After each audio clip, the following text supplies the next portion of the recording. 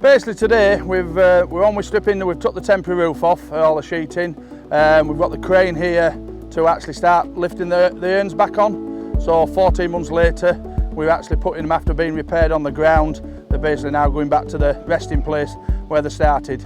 Well, originally on the building there would have been some sandstone ones very similar to this one here. Sadly they fell down and come under a state of erosion, where they were replaced in later years by concrete urns, which were a far more simplified version, effectively just moulds that were made within a concrete factory, delivered out to site and dropped back on.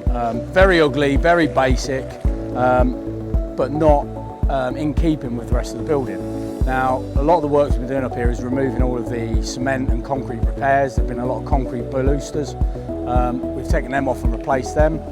So the same system was worked out for the urns. They managed to get the funding, so we managed to get new urns sort of made up, ready to go back on to replace these quite frankly hideous concrete urns. We've done some extensive sort of repairs to them.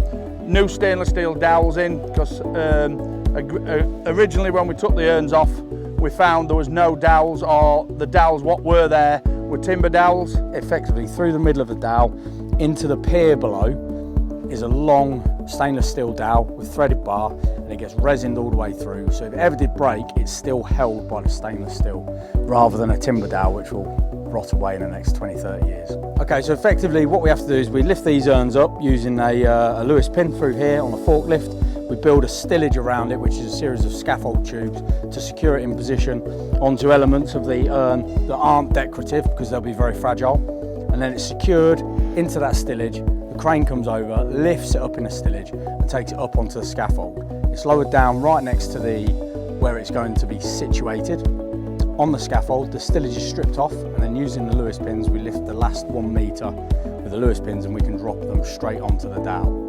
Majority of it's scaffolding now. There's a lot of scaffold there, so it's 15 guys plus a crane tomorrow as well, taking off the rest of the temporary roof, and then it'll start working its way down to the ground. So that's the final little bit of snagging, bits of stonework, water testing other areas, down pipes as the scaffolds come down. So it's just literally following the scaffold down, putting on the last little bits, the lead pipes, the hoppers, drainage at the bottom. Once we're down, we've got a few bits of alteration of drainage. We're doing some upgrades of the drainage while we're speaking now on the site, so that literally the water what's coming off the roof is actually now got somewhere to go to, and it's not leaking back into the building. We've got to the point that I never actually thought would happen. The point where we're bringing everything down and you'll be able to see everything we've done.